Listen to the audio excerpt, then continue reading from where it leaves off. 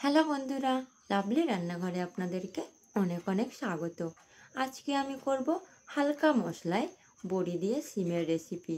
এটি শীতের সময় গরম গরম ভাতের সঙ্গে খেতে অনেক সুন্দর লাগে। তো চলুন, আজকে রেসিপিটা যদি আপনাদের ভালো লেগে থাকে তাহলে আমার পেজে একটা সাবস্ক্রাইব, একটা লাইক করে প্লিজ আমার পাশে থাকবেন। চলুন ঝটপট রেসিপিটা শুরু করা যাক।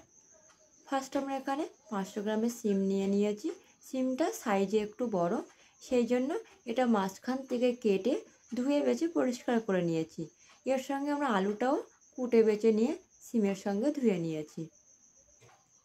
তারপর দুটো পেঁয়াজ কুচিয়ে নিলাম, কাঁচা লঙ্কা কেটে নিলাম, এখানে নিয়ে নিলাম বড়ি। এরপর একটা কড়াইয়ের মধ্যে তেল গরম করে এর মধ্যে আমরা দিয়ে দেব বড়িটা, কারণ ফার্স্ট আমরা বড়িটা ভেজে নেব। আমরা বড়িটা ভেজে নিয়েছি।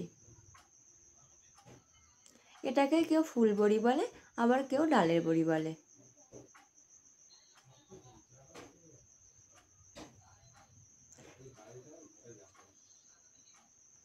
বড়িটা ভাজা হয়ে গেছে। এবার আমরা তেলের মধ্যে দিয়ে দেব পেঁয়াজ কুচি আর লঙ্কা, দিয়ে পেঁয়াজ লঙ্কাটা একটু আমরা ভেজে লাল করে নেব। পেঁয়াজ লঙ্কাটা লাল হয়ে গেছে। এরপর এর মধ্যে আমরা দিয়ে দিলাম যে সিমটা আমরা কুটে বেছে ধুয়ে পরিষ্কার করে রেখে দিয়েছিলাম।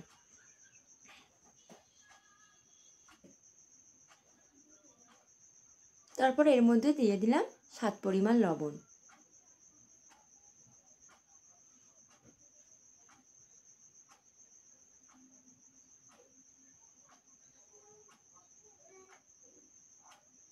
তারপর এর মধ্যে দিয়ে দিলাম হলুদ গুঁড়ো 1 চামচ, জিরে গুঁড়ো 1 চামচ, দিয়ে এটা ভালো করে নাড়িয়ে নেব।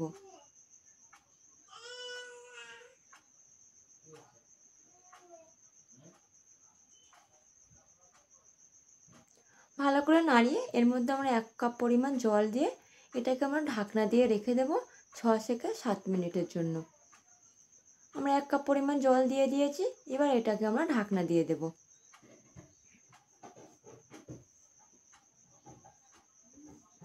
ঢাকনা দিয়ে দিলাম। 6 থেকে 7 মিনিট পর দেখো আমাদের যে আমরা 1 কাপ পরিমাণ জল দিয়েছিলাম সেই জলটা মরে গেছে। এবার এটাকে আমরা বেশ ভালো করে নাড়িয়ে চাড়িয়ে নেব। তারপর আমরা বড়িটা এইভাবে হাতের সাহায্যে ভেঙে নেব।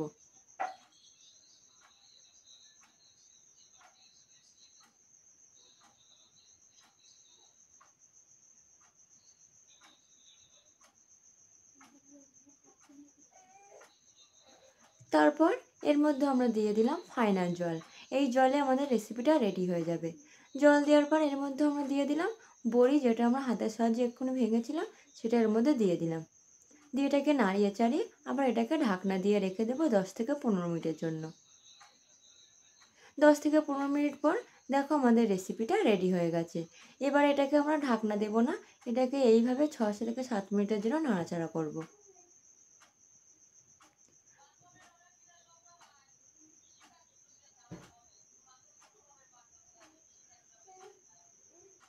আপনারাও কিন্তু এই রেসিপিটা এইভাবে ট্রাই করতে পারেন।